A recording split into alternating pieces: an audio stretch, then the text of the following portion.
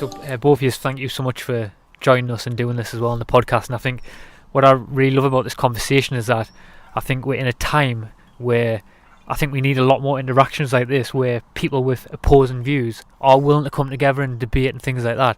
And I think it is a very interesting time where we can do this. But I was thinking maybe just a good way to start this would be maybe just for yourselves, just to introduce yourself to the audience as well, a bit about your background and sort of things like that. Do you want to go first, Dave? Yeah, I'll go first.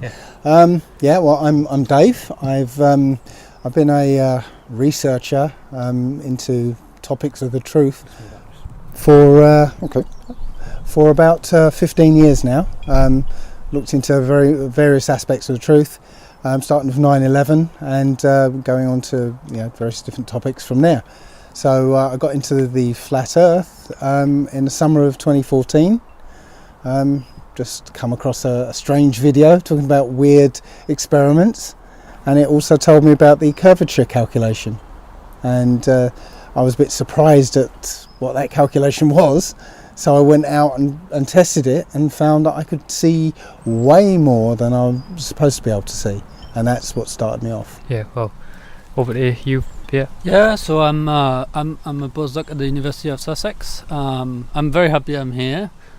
This is I must say this sort of podcast is probably not something that I would watch myself as a scientist and as a person, but of course this means that this is very different public, from the one that I'm interacting to, and of course that makes it way more interesting. So I'm actually very honored to be here, and I think as you said, we need to have more of these interactions. So for me, I am a researcher at the University of Sussex. I've been here for a few months now, since May, and I study particle physics, which is the fundamental constituent of nature, the one which we can't go any smaller by by observation, essentially. So we have, there is a theory which is essentially self-contained, which is sort of what I do in my daily work. Try to see and to understand this theory. And this theory is called the standard model of particle. And so we are trying to essentially measure the free parameters of the standard model with experiments like the Large Hadron Collider, or some experiments I'm working on actually, which is on neutrinos.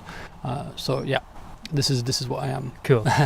So maybe Dave, I was over to you, and I was just going to ask you maybe what some of the sort of the leading points in your mind why you think obviously Earth is flat. Okay, leading points. Well, the first most obvious is the complete lack of curvature. No matter how much we try and find the pesky curvature, we can't find it. As I said, I mentioned the curvature calculation, which on a 25,000 mile circumference should be 8 inches per mile squared. That's the amount of drop that you should experience. So armed with that calculation, you can go out and if you have a landmark a known distance away, preferably over the sea, because obviously there's nothing in the way, you can do sighting experiments to see how much you're supposed to be able to see, and I guarantee you'll see much more than you're supposed to be able to see. So between that and the gyroscope, that's my pet one. The gyroscope has a property called rigidity in space. That means once it's set spinning, it will stay in its orientation no matter what you do with it, regardless of gravity, regardless of where it is on Earth. It will stay in its original orientation, according to space. So you get aircraft have a gyroscope. They always have a mechanical backup gyroscope in their artificial horizon. So how it works, very, very simply, is before the plane takes off, they're on a level surface. They spin it up so it gives you the true reference to the ground. So once that reference to the ground is set, then they always know where the horizon is, even through thick cloud. It's not because, as the plane sort of does its manoeuvres, the gyroscope will stay in its original orientation. Fundamental principle of gyroscopics. So if a plane is doing, let's say, 4,000 mile trip, I think that's something like 90 degrees. Maybe might be, I can't remember, but it's probably about 90 degrees, or 60 degrees, I think it is, of arc that it will make over the round Earth. So the artificial horizon should start to roll backwards during straight and level flight, but it doesn't. It tells you that a plane is flying over a plane. Now, people have said that gyroscopes have these things called pendulous vanes, which correct for the curvature. But when you actually look into what these pendulous vanes are there for, it's to stop the other property of a gyroscope, which is called precession. And precession can be induced mechanically by sort of, if it's a vacuum system, by uneven air or particles of dirt in the air, or it can be induced if you do too many manoeuvres. You get to a point where the gyroscope starts tumbling. So they invented these pendulous vanes to stop it tumbling. It doesn't correct for curvature. So that's it. It's those two. I think I've got to add as well, while I'm on that subject of planes, is that planes, its attitude, an attitude of a plane, and straight and level flight, is determined by the air flowing over the wings. Nothing to do with gravity, nothing to do with the surface of the Earth. If the air is flowing in the right way over the wings, the plane will fly straight and level. If you let go of the yoke of the controls, the plane is supposed to fly straight and level, but sometimes it doesn't. So they have a thing called a trim wheel. So they trim the the control surfaces, so that the plane will fly straight. Okay, so if a plane is flying straight and level over a curved surface, it will start to gain altitude, and the pilot would have to nose that plane down to keep it straight and level. But no pilot ever has to make changes.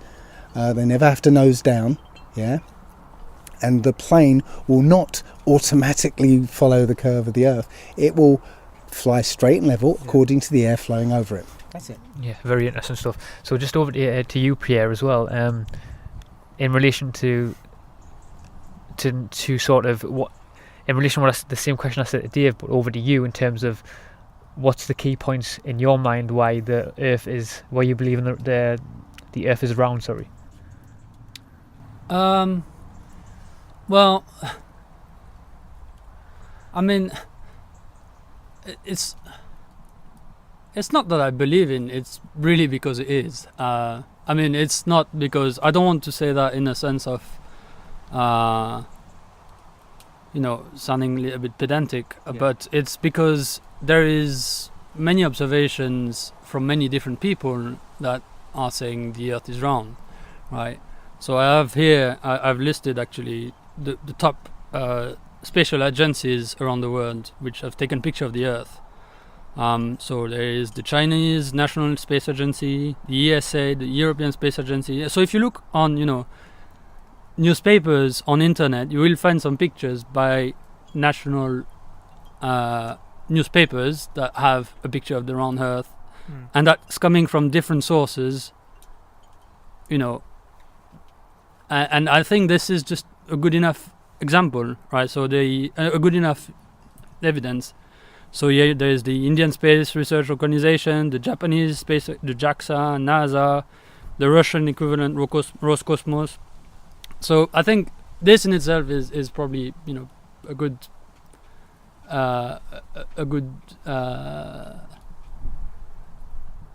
proof, right? I mean, I don't really there is.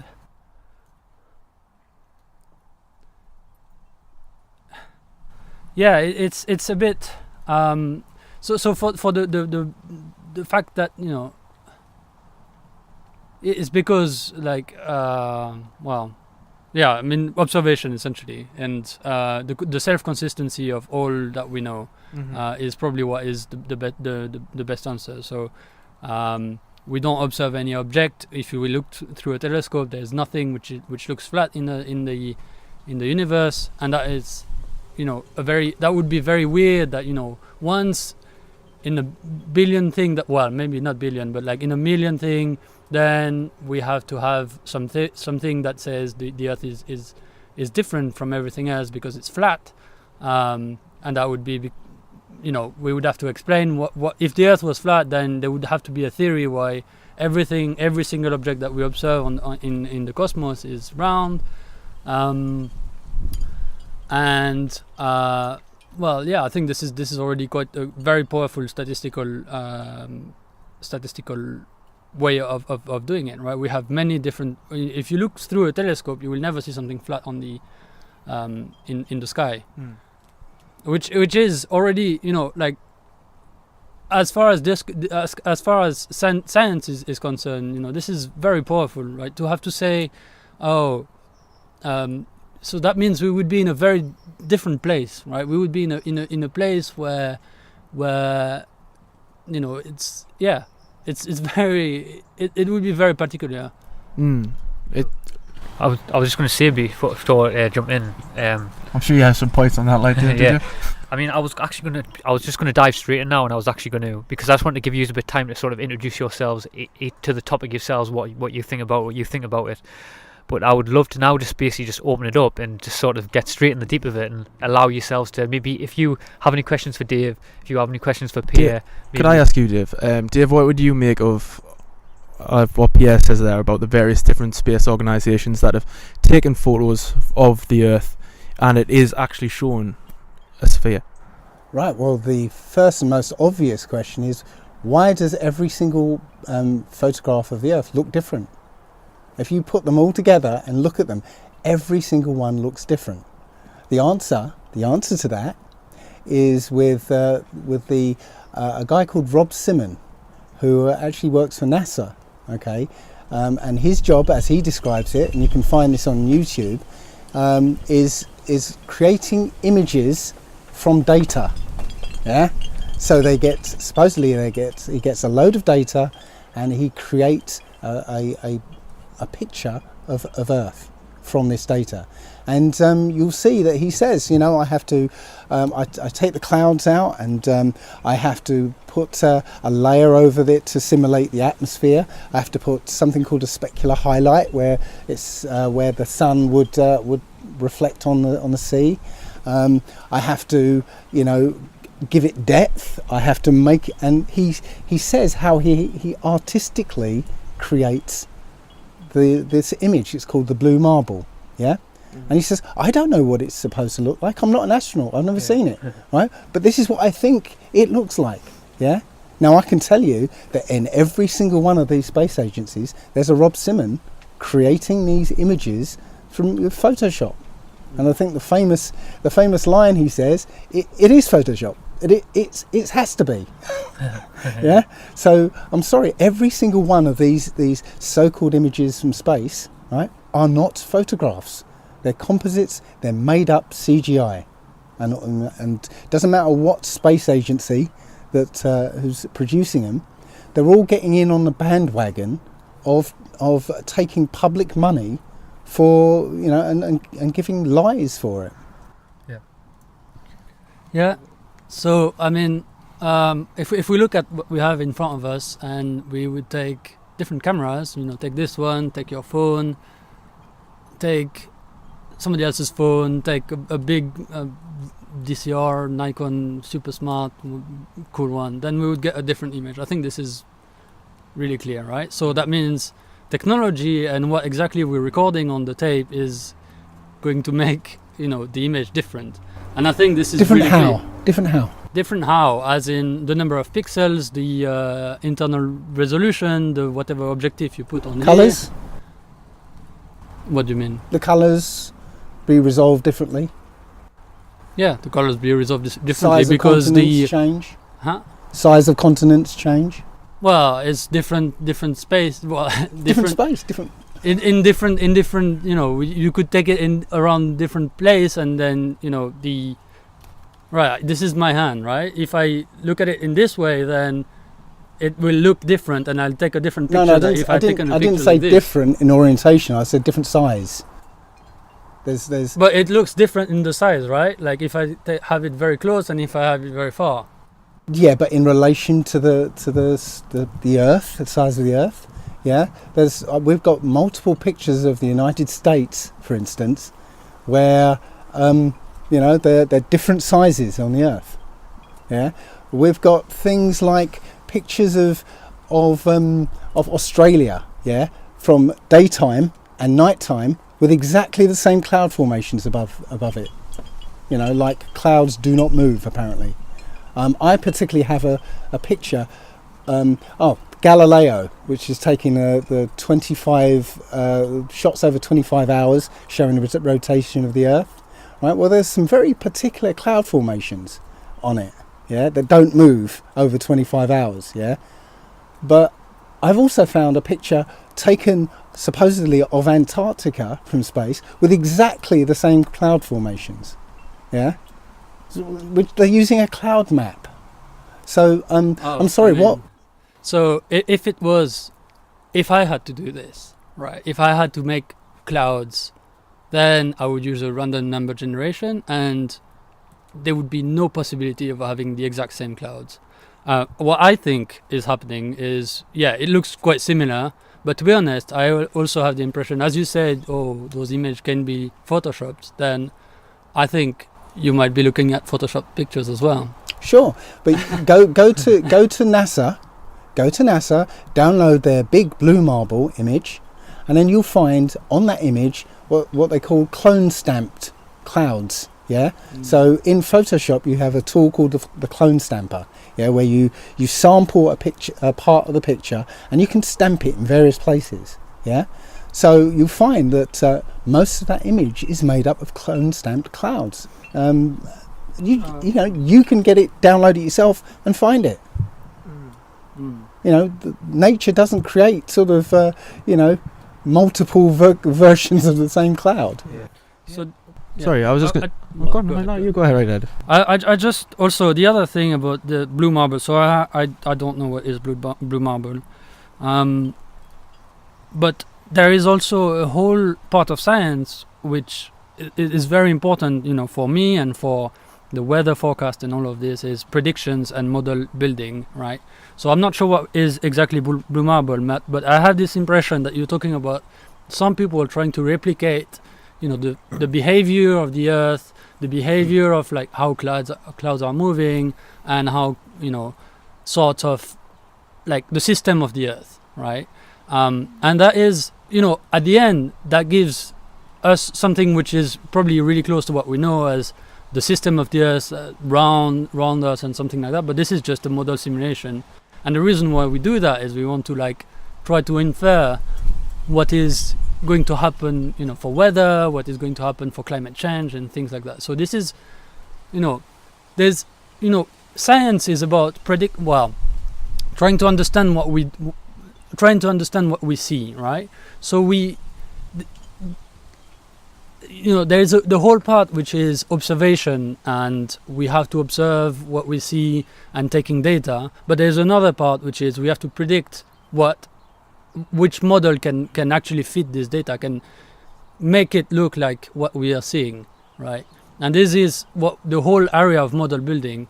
And I'm not surprised that there is somebody like that in NASA whose job is actually to make the Earth, create a simulation of the Earth, right? Because this is what is being used. We want to have that, right? We want to have this sort of things and have a complete understanding, because if we can simulate it and then observe the exact same, and take a picture and take the exact same picture as what we've simulated, then that means we have a complete understanding of the system. We're not talking about a simulation, okay? in 1972, the only image that's supposedly a photograph of the Earth, was taken by, I think it's Apollo 17, right? It's the only one that is ever acknowledged to be an actual photograph. Now there's footage from Apollo 11 showing how they faked, seeing the Earth as a ball in space by turning off all the lights in the cabin, having the porthole in the spacecraft, be the circle of the Earth, the Earth filling up the whole porthole, and then putting a piece of card in to represent the Terminator, That was them faking a photograph of the Earth from space, okay? So the 1972 image is suspect, okay? So NASA basically says that every other image, including the blue marble, which is just a photograph, it's not a simulation, it was just there to create a photograph, supposedly, Every other image that NASA puts out is CGI, But it's not only about NASA, right? Well, there's Chinese, all European, the others Indian, too. Japanese. All of the others too. They're all getting in on the Why act. would there be this sort of conspiracy? What would these people gain to do this sort of things? On the really base level, okay, NASA gets something like 58 billion. Is it 58 billion a day or something? Oh no, 52 million a day. $52 million a day. Okay, that's enough of a reason to do these things just on its own. There are other reasons for it, but that's that's the one that most people can actually understand. If you're getting $52 million a day, right? Wouldn't you fake it if you can convince people to give you $52 million a day, and all you have to do is give them photographs? Yeah. Is that Well, I mean, because this is getting a little bit into politics, so I just want to take a step back because right, this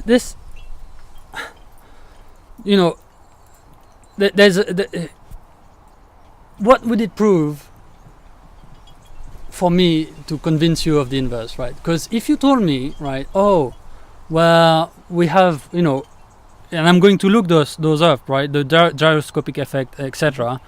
Although I doubt that this is going to, well, okay, I can explain this later. But if you were to come here and have sort of explanation why, for example, we don't observe anything which is flat, why is the sun shining, where does it get its energy from, this sort of things, then I would be ready to be like, okay, maybe the Earth is flat, right? But the thing is, and that is because what I believe is science is falsifiable, right?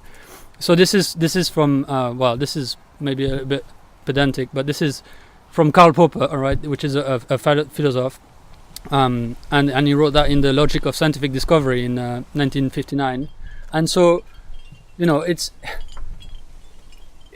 like science has to be falsifiable. So sometimes we get it wrong, and then somebody comes up with a great idea, and then the whole paradigm, the whole way of thinking of science just changes, right? But that NASA fake photos doesn't really change the way science is. Nature doesn't really care about NASA, right? It's not like all this is like, this is all upstream political. All of this doesn't really change the science of it. NASA's not there to change science, though. It's there to change the minds of people. That's it. It's not there to change science. Well, sorry to interrupt. Yeah, no, well, I mean, this is kind of what I wanted to say, really. Because,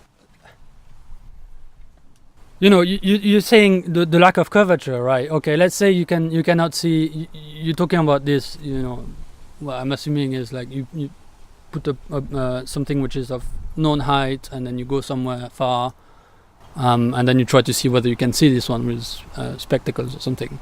Is that it's not so much a known height, but see the bottom of it, for instance. See the bottom of it. Yeah.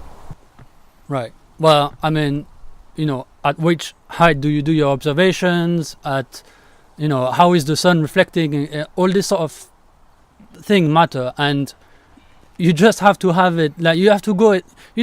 This is not about. You're not trying to measure the actual radius of curvature, right? You're trying to measure whether the Earth is round or not. It's a different problem, right? So if at any point you go further enough and then you don't see the stick anymore, then the Earth is round. Is that? Well, absolutely not, because you can do an experiment yourself. Get a camera, place it on the ground, yeah, and on a flat surface like a basketball court or something, yeah. Walk away from that camera, and you'll find that your legs disappear, and up to your knees will disappear. No, but I mean, that's just no. This is how perspective works on a flat surface. Yeah. Right. We're told this is the 500-year-old proof of the flat Earth. So on a football ground, for example. Mm-hmm. So I mean, all right. Okay. If this is different. Okay, misconception then. The curvature of a circle or a sphere, when you take a big radius, tends to be flat, right? That's what it is, right? But it's not flat. So it's kind of like measuring the curvature of a marble and measuring the curvature of a big, whatever, helium balloon or something. Then you will find it like much smaller, right? Like an ant on a beach ball or something. Exactly. So at this distance, especially of a football ground, or that is just not relevant. You can't measure, because the but that's the displacement would be like much that's smaller. not what I'm saying about that walk. No, I'm saying that this idea that as something goes away from you, it will go over a curve, yeah, because you lose the bottom of it, yeah. No, on a flat surface, yeah, you can actually repeatably demonstrate how just walking away on a flat surface, it appears as though somebody is disappearing below a curve, yeah, but they're not. Obviously, they're on a flat surface. Yeah, I've done a couple of videos that show that effect. Yeah. So I mean, right. Let's. We're next to Brighton, so I guess I have to say that. If we all go to the I-360 and then climb on top of the, take the big ride and go on top of it, why can't we see the Eiffel Tower? Because we can only see a certain distance. We've got atmospheric effects that mean you can't see. If you live in California. No, but okay, let me just give you an example. If you live in California, yeah, you get the weather report in the morning. You get as along with the weather report, visibility, 10 miles. Yeah, it's not because of curvature or anything. It's because the atmospherics limit the distance you can actually see. Yeah, but you could design some experiment where you have a laser and you shine it from the Eiffel Tower, and you could have telecommunication like this. Boom, you don't need to have satellites. Well, you don't need to have satellites because, again, we have line of sight communications, which, again, should be hidden by the curvature. Yeah, there was an experiment. Yeah, so satellites do exist, right? No. We have line of sight experiments with. There was an experiment in. There's a horrible video, a horrible documentary, but they used. I think it's called the convex Earth, and they got scientists from South America. They did an experiment where they were sending a Wi-Fi signal over a distance. I think it was 50 miles. Where it should have been hidden. Now this Wi-Fi signal is line of sight. Yeah, if it's blocked by anything, you won't get. You won't get the signal. Where did the Wi-Fi signal go? Sorry, they were beaming a Wi-Fi signal from one station to another. There's a frog down there. Beaming a Wi-Fi signal from one station to another one 50 miles away. Right, the curvature should have blocked that signal. It's Wi-Fi, line of sight. Yeah. Well, it depends on which height did this. Radio. It's radio. It's line of sight. It can't go through the Earth. Yeah? No, but it depends on which height you. Well, no, they were doing broadcast. it, the height is taken into account. You can go online and get the Earth curvature calculation. One of the parameters you have to put in is your eye height. Yeah, so it's taken into account. Okay, I've got pictures of the White Cliffs of Dover from Calais or Boulogne. I can't remember. Boulogne, I think it is. Yeah, it's 31 miles away from the White Cliffs of Dover. Yeah, the eye height is 30 feet. Yeah, that's where the picture was taken. And with the Earth calculator, the cliffs are way higher than that. I know. But with when you can you plug see the base of the cliffs? When you plug those figures in, yeah, it should be 353 feet should be hidden. Yeah, the cliffs are 350 feet. Yeah, and yet from that picture you can see the base of the cliffs. You can see all of the cliffs. Yeah. What I'm saying, I'm not making stuff up here. Anybody, any of us can go out and do our own experiments. Yeah, plug in the figures into the calculation and see. No, I'm not supposed to be able to see that, but I can see it. There it is. I think this is a different problem, right? There is one question is whether the Earth is round or not. The other is what is its actual radius. All right, I think I can and trying to measure the having like some actual numbers and figures that you put in those calculations, right, is actually quite complicated. It's not because the radius is so big, then you need to have like very precise instrument to do this sort of measurement. Not really. I've got AutoCAD. Well, what is the error on your measurement? I've got AutoCAD, yeah. I can draw up the Earth, the right size of the Earth in AutoCAD, and with AutoCAD you can measure. Yeah, but do you know how, for example, if you take a picture, what is, say you take 1 meter stand like what we have in front, and then you want to take a picture of Calais, do you know how much what is the exact altitude? Are you standing on some something? As I said, it's you plug in various parameters into the Earth curve calculation. No, but I'm not saying you're making the calculation wrong. I'm saying the error estimation is wrong. Well, there's no error in it. That's the problem. It's a calculation. That's not scientific then. It's we know how to calculate a circle. Yeah. No, I know how to calculate. Yeah. There's no problem. There's no problem, right? The problem is like if you take a stand and take a picture, right? What is the actual height at which you're taking that picture? That is very important when you're trying to make this. And I'm trying to say, included in the calculation, right? I said 8 inches per mile squared. Yeah. That's the base calculation. But you can go online, and this Earth curve calculator, right? One of the parameters is what's your eye height? What's the height of the target? Yeah. What's the distance of the target? Yeah. And you plug that in, it tells you what should be obscured even from your eye height. Yeah. And again, you can take that into consideration. But what is the error on your eye height? Like, what is your error? Like, what is it? Plus or minus 10 centimeter? Is it plus or minus 2 meter? Is it plus or minus? Where are you standing when you do this sort of calculations? Okay, when you do the calculations, you go to sea level, because as I said, most of sea level. But you have tides. Where do you actually stand on the beach? Sea is level, no matter where it is. Yeah, the sea. That's why it's called sea level. Yeah, water finds its own level. Yeah, but so if you go down to the beach, and you measure up from sea level, no matter what the tide is, because the water's going to be level. The tide is the same opposite. Right, it's going to be right. So the height above sea level, right? So then you can do. So I would say there is at least 2 or 3 meter in errors in the sea level. Okay, let's assume you're right. Let's assume you're right. 2 or 3 meters. Yeah, difference. But your eyes. What is your eye height? Right, the eyes is that. Sorry, I missed what your eye height. Yeah. Right, is 1.5 meter or 180 centimeter or something. Okay. Right, so the error is already bigger than what. No. Is that not true? No, because as I said, you plug in the actual eye height. You measure your eye height above sea level. Yeah. That's one of the things you do to get the right value. Okay, you include the eye height. okay, it calculates what that curvature So your should... eye height is in between 0 and 3.5 meter. It's Because you have in bet- waves and you can't measure exactly where you're standing on the beach, exactly like where is the actual sea level.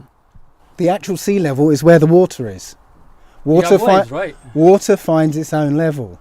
Are you saying that No, I can't I'm not measure? saying that. I I'm can't not saying measure it. that. I'm just saying that, you know, if you go, where do you stand on the beach? You know, where, like, it's like, all I'm trying to say is that there's like Here's the doing- sand. no, here's no, the water.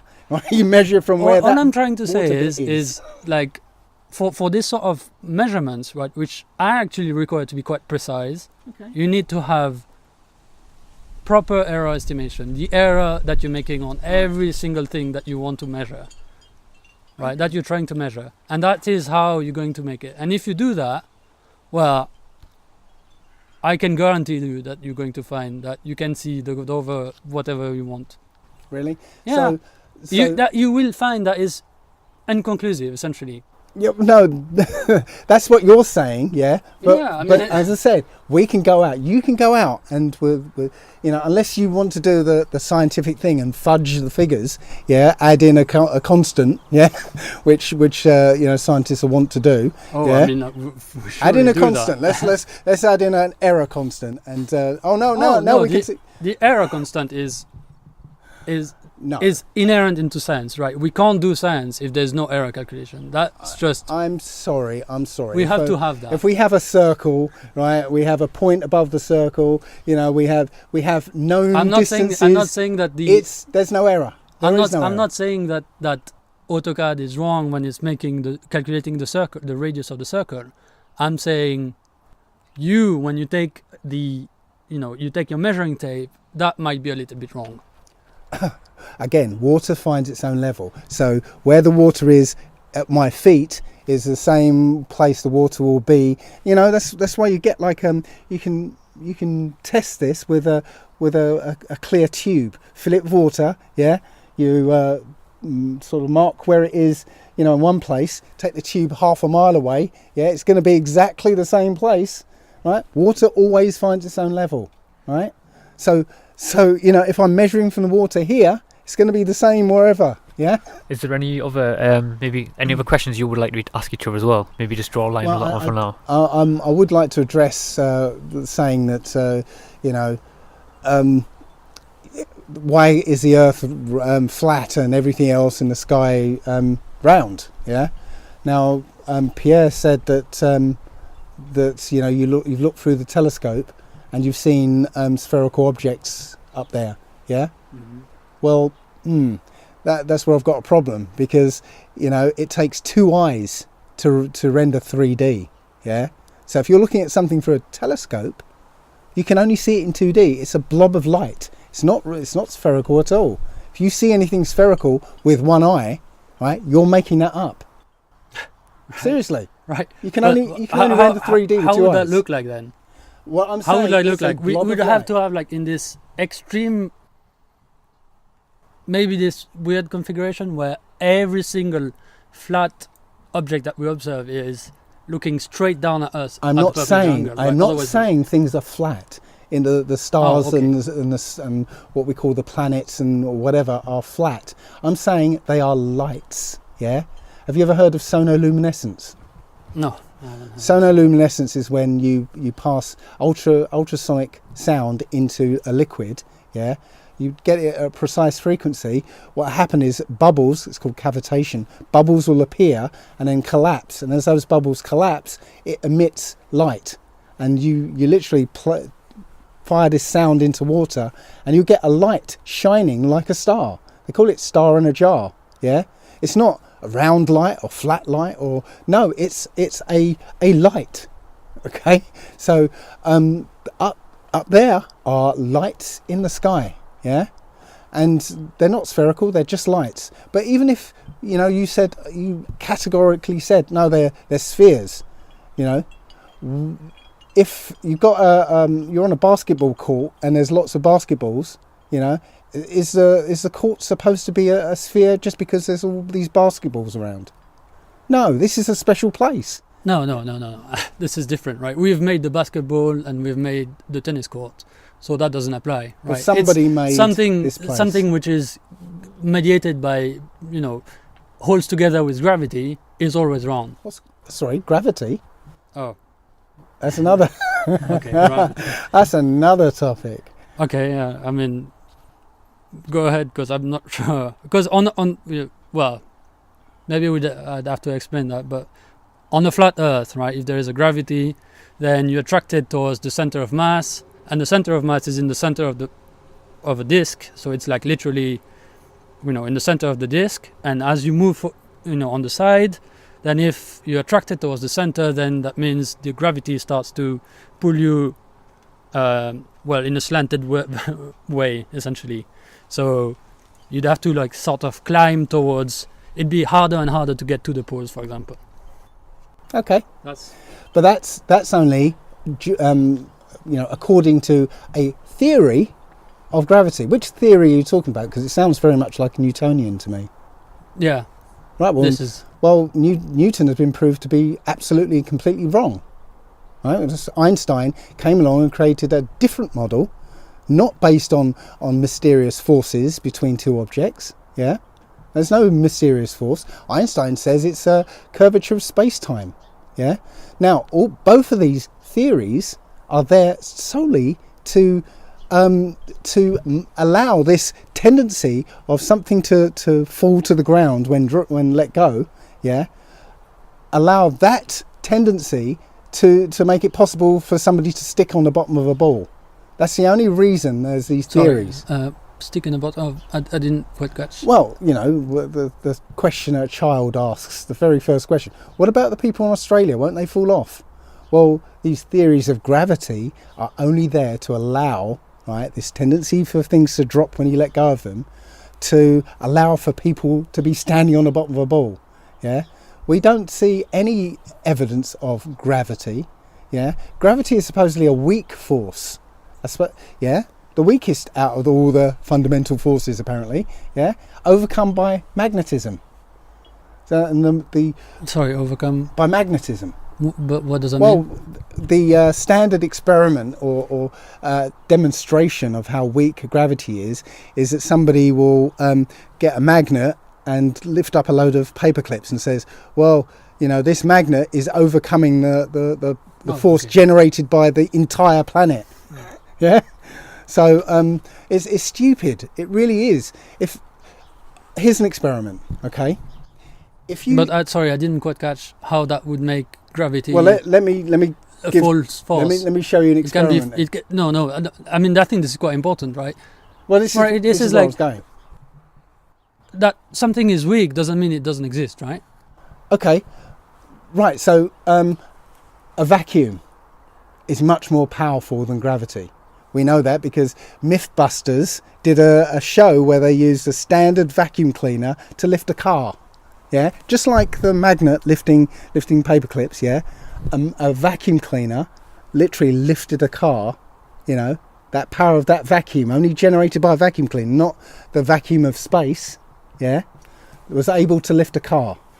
Right. So we have a vacuum outside of this Earth, apparently. Right. Which is... But if you stop making the vacuum in this vacuum cleaner, which I think actually it might be, some sort of magnet which actually did that, but maybe I don't know. If it's vacuum, it's vacuum. Yeah. Maybe if you remove the vacuum, then doesn't the car go, Yeah, fall? as soon as they switched the vacuum cleaner off, it fell. Right. So the point I'm trying to make is the vacuum generated by a standard vacuum cleaner, right, was able to lift a car on the surface of the Earth, where the gravity is strongest, yeah, easily lift this car, okay?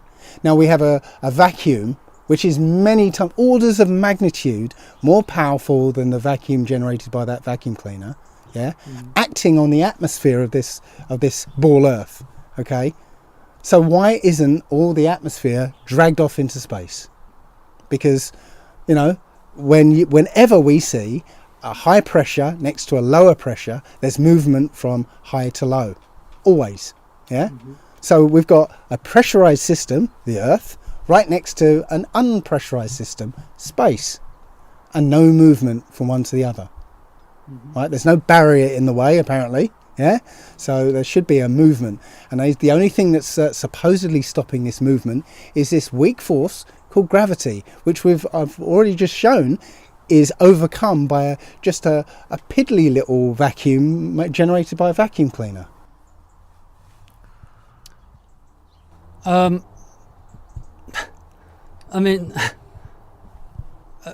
this is something that you can try, right? Try yourself. Let's try. We can try on this table. We'll try on this table. Let's take a vacuum cleaner and let's try to see if we can lift it.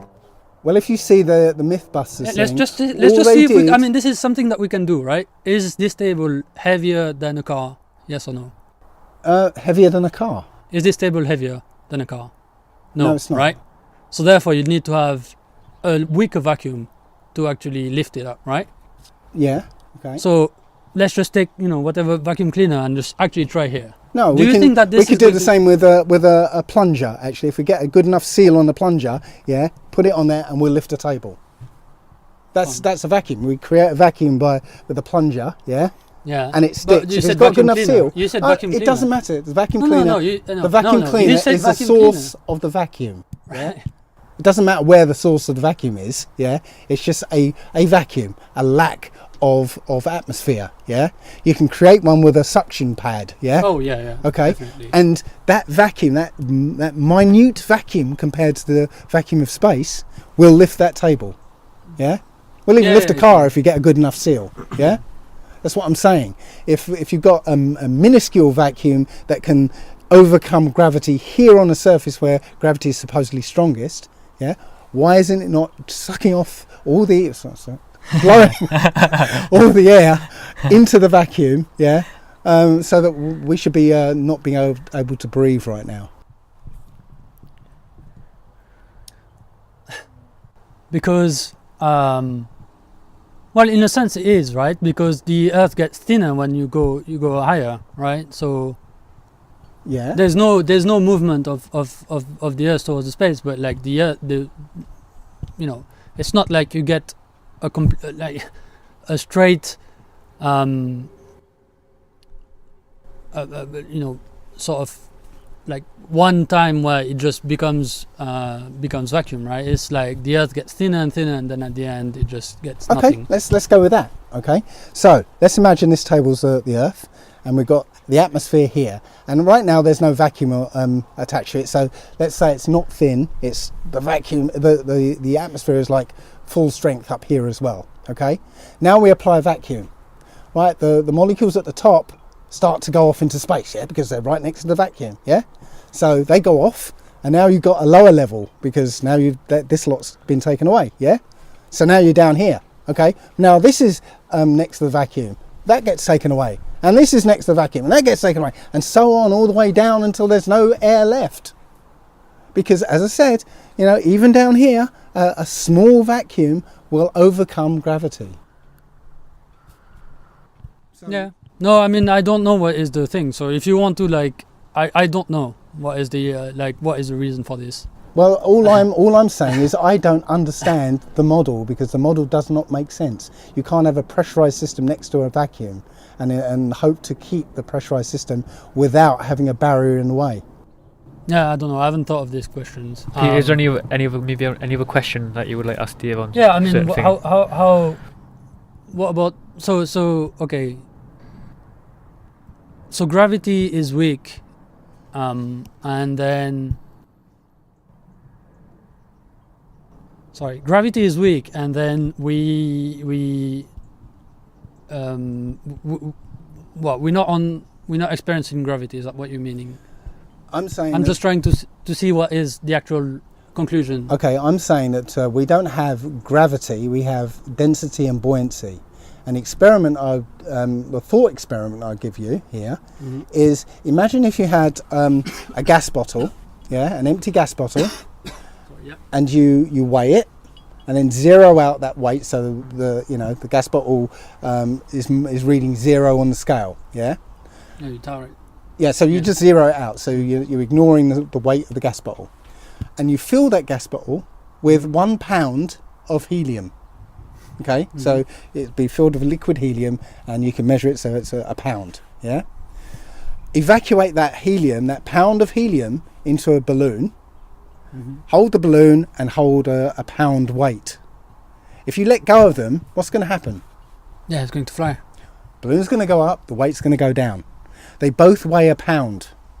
They both have, this supposed force of gravity, exerting exactly the same. Just that one's less dense, one's less density space. Still weigh a pound.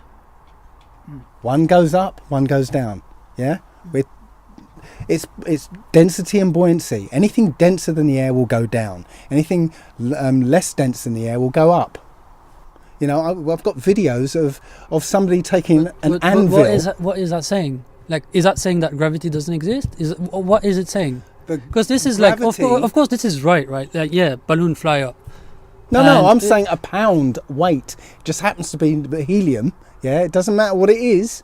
Yeah, it's just that the helium is less dense than the air. But it still weighs a pound. That's just still weighs a pound.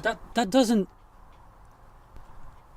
I'm trying to understand what is the actual conclusion of this, because you're trying to give me some explanation. What is gravity, or you're trying to tell me like why is gravity so weak? But that doesn't explain me. What do you do? Like, does that explain us like how, if we go on to the poles of the Earth, we get like non-uniform gravity? No, right? We don't see non-uniform gravity. Yeah, right. That's the reason. So that is a good reason why the Earth is not It's just your model. Your model says we're on a ball, and it's gravity is pointing to the centre of the Earth, no matter where you go. I'm saying, we're on a flat plane. Gravity. There's only one down. There's only one down. There's one direction, which is. And there's one predict like one sort of fundamental direction, which is down. Yes. Okay. And it's governed because of density and buoyancy. Yeah. Okay. That's it. And if you went to the Einsteinian model, the Einsteinian model is a curvature of space and time. Yeah. So you have a massive object, and it's curving space, so that if you try and go past it, space itself is curving towards the Earth, say. And you try and go past it in a straight line, you'll curve towards the Earth, and that's why it's not really a force; it's literally a curvature of space. Yeah, well, that's really interesting. But what actually causes the movement? Yeah, sorry, what the movement? The movement. No, Einstein's describing a curvature of space that says if you try and go in a straight line past the Earth, you're going to curve into it. Yeah. You're still going a straight line. It's just that space itself is actually curved. Okay, that's his model, right? No, so you're going to be deviated. Like you're going to have a deviation from gravity, right? No, that's what I'm saying. They use an example of having a bowling ball on the middle of a trampoline. Yeah. And if you roll a marble next to it, in a straight line, the marble will start to curve towards, and it ends up sticking to the basketball, right? Great. But it doesn't tell you what provides the movement, okay? Because if you put if you're putting a marble next to, and you don't push it, you put the marble next to or near to the bowling ball, yeah? Well, in that model, it's actually gravity, the fact that we're on Earth and there's a downwards direction, that's providing the movement. Yeah? Well, I'm saying that Einstein's saying it's just lines of space. It's not telling you what's providing the movement. If I drop something, right, well, the lines of space say that, near the Earth, everything's going to point downwards, yeah? So if you try and do... But it doesn't tell you why it's going to move. Can you see what I'm saying? Yeah. It's telling you about how space is curved, but it's saying there's no explanation for the actual attraction or the movement.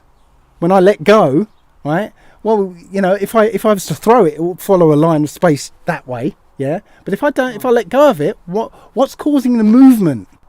So the reason, so this is actually quite a complicated question, and I think I know the answer. Right. The reason is because you are considering a three-dimensional space, right? Well, three-dimensional space, which is of course the reason. that's But where you we need to live. of course, but there is also time, right? And if you calculate the actual distance, right, including those three dimension plus time, then you will find that it's not moving. Sorry? Because no, it is it's a bit of it's a mathematical. Well, I don't know if it's right. It's so the right. So this you're referring as the fact that there is a curvature on space and etc. And then the light when it's shown, then it gets deflected, right? Yes. So yeah, I mean this is because we are thinking as time and space as being completely two different entities, and in fact, if you're calculating the displacements according to essentially the time and the space, then that quantity remains constant. So it's a bit of a mathematical, well, I would say trick, but it's just it is like that really. Well, again, as I said, if you had the bowling ball in the middle of a trampoline, deflecting the trampoline down towards the bowling ball, yeah. Mm-hmm. Well, let's say it's in space. Let's imagine there is space, yeah, and that trampoline is in space away from the Earth, okay. So now there is no Earth pulling that marble down toward, yeah. If you put the marble right next to the bowling ball, it won't move because there's no tendency to go downwards to make that marble move towards the. Can you see what I'm saying? Yeah. So Einstein's theory of space-time. Is this trying to actually say that? Because I mean, we see stuff falling on the Earth all the time, right? Yes. So, what's the problem? And gravity is just a theory to explain why people can stand on the bottom of a ball and not fall off. Yeah, that's all it is. I'm trying to tell you that these theories don't work. Yeah, the curvature of space-time, allows for moving objects going near something where it's deforming space-time. Yeah, a moving object will go towards it. Yes, fair enough.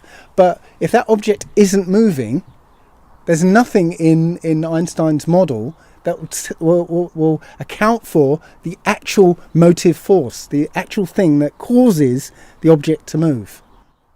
Yeah? Does that So in Einstein theory, the object doesn't move. That's what I'm trying to say. But I can grab your pen and drop it and it's moving. Yeah, because it's because some time component. Sorry? Because the way you're calculating distance is different than the way Einstein calculated distance. Oh, so I'm It only. is actually It's this. just so when I drop it, it's just an illusion because I've done my sums wrong. Is that what you're saying? No, no. I'm saying the way you calculated the distance, which is probably x, y, and z, is just not the way Einstein calculated distance. He calculated with the time, and if you do that, then you will find that this one doesn't move. Okay, well, I'm sorry. But I mean, I'm sorry. That's just blinding me with bullshit. I'm afraid because that makes no sense to me. I don't know if I've made myself clear on what I'm talking about. The lines of space-time. Yeah, I mean, Einstein theory is really complicated, and I'm probably not the best person to explain it. But I'm pretty sure that this is the way this was done. That you have to, if you want to talk about gravity and potential of attractions, then you have to actually take into account the time component. Right. Well, should we move on to something else? Okay. Yeah. Is there anything else? Any question that you want to really ask each other? That's something on your mind? No, I'm. So what else? Yeah. All right. Okay. So we have this direction which is downwards. Where does this come from? As I said, buoyancy and density. Yeah. Normally, if you get an anvil, yeah, one of those big metal anvils, yeah, and you let go of it, it's gonna hit the floor pretty quickly. Yeah. If you get a metal anvil and drop it in a bath of mercury, guess what? It floats. Doesn't go down. Yeah.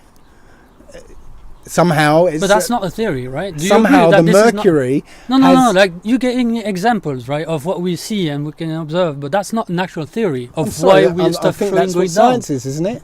No. You observe stuff. No, we observe make- things and then we try to explain it with some sort of mathematical concept. Why is stuff going down? Not mathematical concept. Or Mathematical like some is theory. just a tool. What I'm well, saying. it is. What I'm saying is that I'm seeing effects.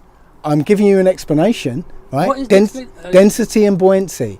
Anything more dense than the air is going to go down. Anything less dense than the air is going to go up. That's it. You don't need a mysterious force or a curvature of space-time to explain it. The only thing, if you that you do need a curvature of space-time or mysterious force, is to explain how people can stand on the bottom of a ball. Okay. Yeah. Okay. I mean, yeah, but okay. Well, all right. Next topic. No. I guess. mean, like. I mean, if people are satisfied with this sort of explanation, then I guess it's fine. But like, that doesn't still explain. That explains why stuff should float, right? Buoyancy. Density explains why it goes down. According to what? Like, Well, what is like? I don't understand. What is the actual force that makes us go down? That makes my pen go down? It's not. Doesn't need a force. It's What density. It's just, you can see the same thing. If you get just a balloon with air, put it on water, it will stay on top of the water. Yeah, but there is an actual equation that can calculate the buoyancy of something, right? A boat floats on the water. A Because of balloon density. goes up. Because Right. of density. No. There is some actual mathematical concept that can say, oh, it's the pressure of the earth and the pressure of the water. Under It's the pressure of the medium. right. Around the. Which is different, in the case of a balloon, from the top to the bottom and etc. And that makes it, go up. But there's no theory that say what is this stuff making it go down, which is what gravity gives you. Well, right? if you accept that a less dense object, something less dense than the air, will go up, then you've got to also accept that something more dense than the air is going to go down. Right, let me try to continue then. So it's more the air is more dense on top, and then therefore it's less dense on bottom, and then that makes us go down, and then you can calculate like some sort of negative buoyancy or something. It's like it's more simple than your calculations. It's very simple. If you fill a balloon with water, and put it in the water, it'll have a neutral buoyancy. It'll just kind of float. If you fill it with a liquid like light oil, it will float. If you fill it with heavy oil, it will sink. It doesn't need calculations. I agree with this. There's no problem with this, right? Like stuff floats on the water and balloon go up. There's no problem with this. The problem is, how do stuff stay on the ground? I just fail to understand it. I'm sorry. Because that pen is more dense than the air around it. Yeah. Okay. So now the air cannot. How does the air cannot support it? Yeah. The air can no longer support it because it's heavier than the air. It's denser than the air. Yeah, I've already explained how heaviness doesn't come into it because a pound of helium and a pound of iron, will go in two different directions. Okay, one more topic maybe. One more question. Yep. Do you want to ask Pierre one question or anything? Well, not really, because the difference is I grew up in the same model that Pierre lives in at the moment. Yeah, I understand. I actually spent ages learning Einstein, because I thought it was real, so I know the model that you're living in, so unless that doesn't that doesn't make you right. That doesn't give any credit to what you're saying, right? Like whether you know what I know or you don't know what I know. This is just let's just agree that this is just a rhetorical and it doesn't really change anything. So yeah. Yeah. Again, I'm not saying I'm not trying to disparage you or anything. I'm just saying that I understand your model. So so far nobody's actually come to me with something I've not heard before. Yeah, it's because we've all grown up with the same model. You know, we've all grown up with this. Yeah, and all I'm saying is, when you look at it, that model doesn't make sense. You know, you can paper it over with lots of calculations and mathematics, but fundamentally it doesn't make sense. Our senses tell us what this Earth is. Yeah, our eyes tell us it's a flat surface. Our senses tell us we're not moving. Yeah, and before anyone says, you should only feel acceleration. Well, when you're moving in a circle, that's acceleration. You're always constantly accelerating in different directions, so you would feel it. Yeah, we don't feel it. We're being accelerated in several different directions all at once. Yeah. Except if this acceleration is really small and then you couldn't measure it, right? Well, I don't know, 1,000 miles an hour, rotation of the Earth, 67,000 miles an hour around the Sun, 400,000 miles an hour being dragged along by the Sun. No, those are big numbers, but when there's a big radius, that doesn't, 400,000 miles an hour. Yeah, no, I mean, this bigger than the radius of the Earth. Yeah, I mean, and there is, 10 to 25 atoms in this stuff. These are big numbers, but that doesn't make it... That doesn't change the validity or something, right? So if a number is small, like if something is small or big, that's sort of irrelevant to like. So you know what? If I'm sitting in a car and that car moves off at like 5 miles an hour, I feel it. I feel that acceleration. 5 miles an hour. No, 2 miles an hour. I feel it. So you're talking about speed, right? Talking about acceleration. Ooh, sorry, excuse me. I think the fire's gone out. Got a blank. You're talking about speed, but that's different from acceleration, right? The thing that you will find is going from 0 to 5 miles per hour, right? That's acceleration. Moving around in a circle is acceleration. Yeah, moving at constant speed, in a straight line is not acceleration. But moving at a constant speed in a circle is acceleration. Yeah, centripetal. Yes, acceleration. Yeah, I'm telling you that we're moving, supposedly in this model, in several different directions, at once, accelerating in all of these directions, and we don't feel it. We can have a lake that's perfectly still. You can drop a feather and it lightly goes straight down, while we're being hurtled in several different directions at once. So no, this model doesn't match our senses. Okay. Anything like to add before we sort of wrap up? Yeah. Well, sorry. What I'm trying to say here is really that there is acceleration. All this, whether it's this is sort of connects towards to the actual fact that the Earth is round or not, right?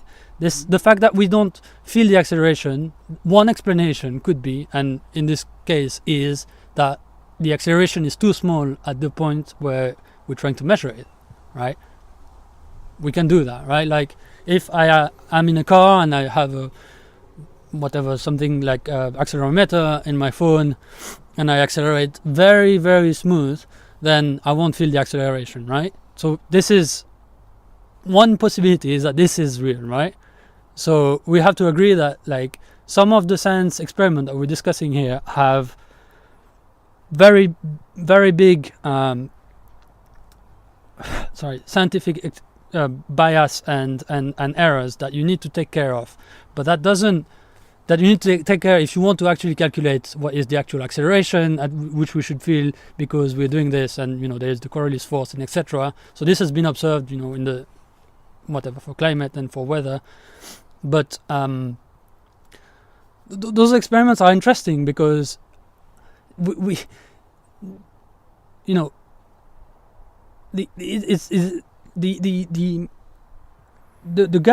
person who is measuring it, or who is measuring these sort of things, has to take care of the uncertainties. So whatever you're measuring, whatever is been it's not about the radius of something. Radius of something is that's everybody knows. All those equations. People know exactly what is the. You can know exactly what is the radius and the curvature, etc. But what you're using to measure, that can be a little bit wrong. And I'm sorry, and having and making mistakes in those measurements is, somehow it's a different answer than answering whether the Earth is round or not, right? So it's are you trying to if you're trying to measure the actual acceleration, then you need to have a very precise apparatus. If you want to prove that the Earth is round, is round, then maybe you need to have a less precise apparatus, right? And the fact that you can't see further away, the fact that if you see, we've discussed about this already, but these are different questions in science, right? Trying to measure the radius of the Earth and trying to determine whether the Earth is round or flat. That's, in a sense, that's a very different question.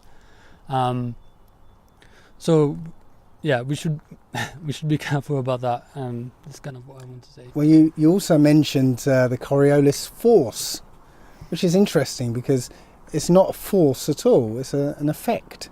Yeah, it's like you get two kids on a roundabout, yeah, being spun around, yeah, and one kid rolls a ball to the other, and that ball appears to the other kid, to make a deflection to one side, yeah, but it only appears to it because if you're looking from above the roundabout, yeah, that ball is going in a straight line. There's no force being applied to it. It's just the appearance of that ball to the people on the spinning system. There's no force, yeah. So the idea that this Coriolis effect, yeah, can change the direction of hurricanes, yeah, it's a lie because there's no force involved. It's just an effect. And they just made this idea of a force, calling it a force, so that it might sound like it will affect the course of hurricanes. Yeah, that's it. We don't observe a Coriolis effect. They say that snipers have to account for the curvature of the Earth because of not curvature of the Earth, but the movement of the Earth. Yeah, because it would deflect the bullet one way or the other. But no, we don't see it. The only reason that bullets sometimes do follow a slight curve is called the Magnus effect, which is bullets are fired from a rifled barrel, which make the bullets spin. Yeah, and when a spinning object is moving through air, it'll be deflected. Just like David Beckham can kick a ball and put spin on it and allow that ball to curve around in a circle, in a nice, neat curve. But yeah? Those effects could happen. Once again, the fact that this effect exists doesn't really change the conclusion whether the Earth is round or not, right? That particular thing tells whether the Earth is moving or not. Well, sorry, moving or not. Yeah, well... this sort of thing could happen, right? Well, you get the Magnus effect curve. If the acceleration was small enough so that you couldn't see it at a distance of... You get the Magnus effect curve. It doesn't matter which direction you shoot in. You would only get this Coriolis effect if you shoot north or south. It's only north or south when you get the deflection. Yeah, so you can get both, right? Right, but I'm saying Magnus effect will occur no matter which direction you fire in. Yeah, you don't, and it works the same no matter which direction you fire in. So you don't get any kind of increase when you fire north or south, right? Planes, right, don't have to fly north to go west. Yeah, to take into account of this, the Earth is moving. Yeah, so no, it's sorry, I know. Yeah, we should. I think we're all freezing to death. But anyway, thank you so much for both of you doing this. 'Cause I think, like I said earlier when I first started the podcast, I really do appreciate that you have both come forward with obviously alternate approaches to whatever this is, and I think it's going to be a great insight into people, so people can really sort of just even if the listener at home who's listening to this or watching whatever, just one thing that both sides have said, they just go and do a little bit of research themselves, and then from there they can find their own truth. So I want to say thank you so much for both of you for doing this. I really do appreciate it. Yeah, thank you. Thank you very much. It was very interesting to talk with you. Thank you.